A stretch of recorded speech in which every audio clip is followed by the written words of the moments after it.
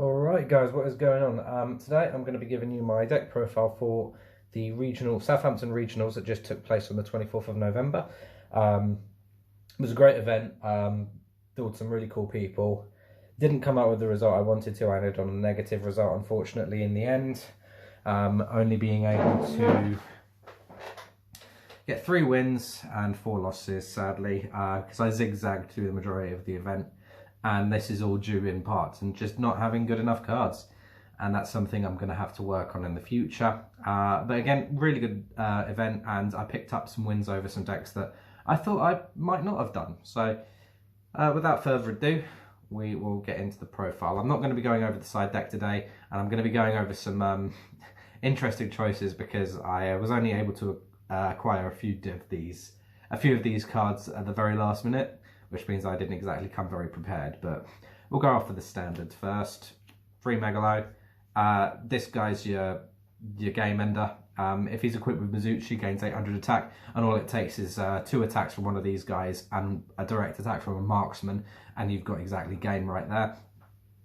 So he searches out your Abyss spells and traps, and also can be summoned by discarding 2 other water monsters from hand, which triggers your Atlanteans. Triple Tiers, this guy is amazing, helps with your rank 7 play, searches out mermails, and if you combine that with dragoons, then you've got almost infinite possibilities of how you want to end your opponent. Then 1 copy of Gund. This one can revive cards, mermail monsters from the graveyard when it's discarded, works in conjunction with your nightmares, your twin twisters, as well as your other mermail discard cards. 1 Pike. This one can search any level 3 or lower water monster from your deck when it's normal or special summoned by discarding a water to the grave. This can be pretty handy when coming into searching important stuff. Abyss Dine is really cool because if you search this off of Abyss TS, you can summon it from hand. So it's basically a free link monster. Moving on to the Atlanteans, Triple Dragoons. This card's amazing. It's just so you search a sea serpent when it's sent off of the water monster's effect. It works with the new mermail link monster. It works with Abyss TS, Abyss Megalo. It works with Neptibus, which is the combo of Neptibus is just insane. A lot of you people who've played mermails for quite long will know about the combo and the potential of the things you can do with this deck. Speaking of Neptibus, you run 3 of this. This guy is, a lot of people don't really take into consideration that if you tribute this guy off of like Megalo and have it attack twice, the ability to summon a Atlantean from the graveyard is mandatory. So you need to keep that in mind before tributing this guy off or discarding it for a mermail effect, because it will bring back an Atlantean from grave, and then it might push you into the scope of getting Nibiru'd. But other than that, Neptibus is on summon activated effect to send an Atlantean to add an Atlantean. If you go Dragoons, search a Sea Serpent, discard off of Dragoons, and just keep doing that because Dragoons obviously isn't once per turn. And you can also use this to send your removal. Triple Heavy Infantry. This is amazing, especially for clearing difficult to deal with boards, floodgates, just general things like this, destroys face-up cards. And a lot of people don't know is you can also use this guy, if you haven't got any other use for him, you can, he grants you an additional normal summon of a level 4 or lower Sea Serpent from your hand. So worst case scenario, you open him and, I don't know, Marksman say, you'll be able to summon them both out of the hand and go into your Mermail Link Monster or a Star Boy and at least have something to work with. Double Marksman, normally you side the 3rd in, especially if you're dealing with real proper back row heavy decks. And this guy came in clutch so much against a lot of different decks because he's got 1400. So if someone dropped like Fossil Diner on me, which happened quite a few times in this regional, he can just run over that Fossil Diner, and when Marksman inflicts battle damage to your opponent, you can special summon any level 4 or lower Atlantean Sea Serpent from your deck, and then you can go into Neptibus and then make main phase 2 plays with Neptibus, which is really good. This guy came in clutch so much. I'm actually thinking of maining 3 just for the fact. And 1 Diva. I rarely saw Diva. Diva was one of those cards that was just, It's something that you need to bait out first. For example, you need to special summon something, do some more plays first before, you know, dropping the Diva and then making plays from there. But again, that leaves you in Nibiru range. And this deck can very competently OTK underneath four summons. But you just have to be very clever and very wary of your surroundings when you do such a thing.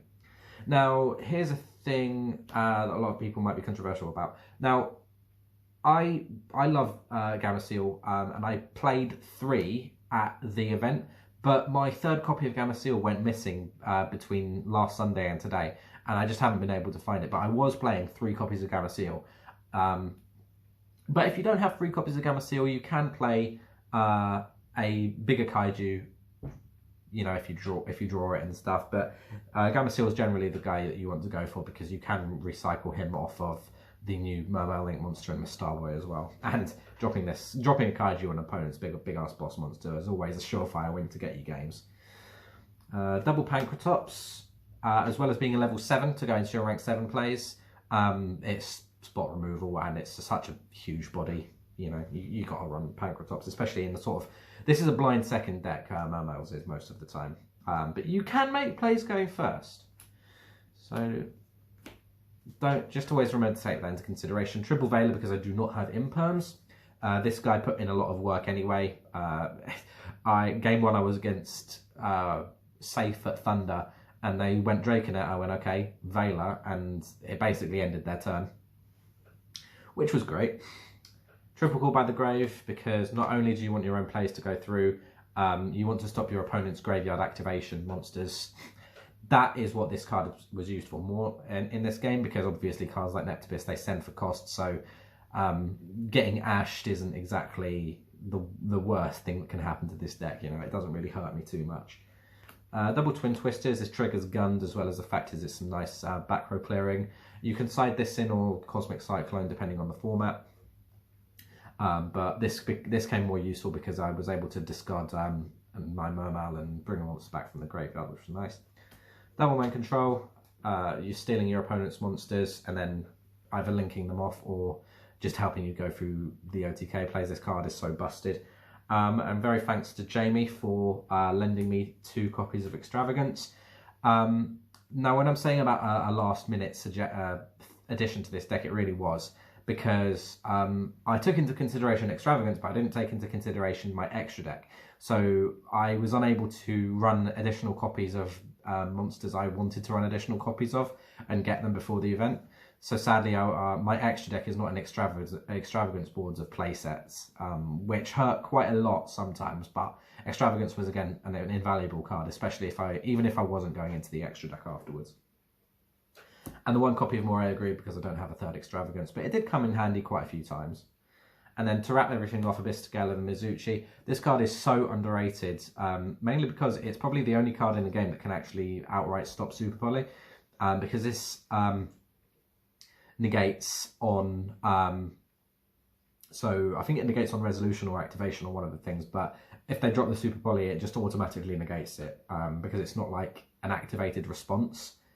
At least that's what I think it does, and it also boosts your monsters by 800. So if you have the rank 7 Xyz MERMAIL and have this equipped to it, and when the MERMAIL Link monster, this one, which we'll go into a bit, boosts it by a further 500 points, you've got a monster on board that can negate any monster that has under 4100 attack points, which is going to be everything.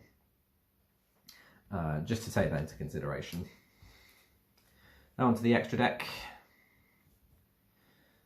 Double Alacia. This card is amazing, especially going first, because you can discard a card or send a card from your hand to the graveyard in your opponent's turn to add any MERMAIL monster from your deck to your hand. It gives 500 to any monster that it points to, which in theory isn't quite as good as my Starboy. But at the same time, if it's destroyed by your opponent's attack or effect, you can dump any water monster from your deck to the graveyard to revive any water in your graveyard in defense.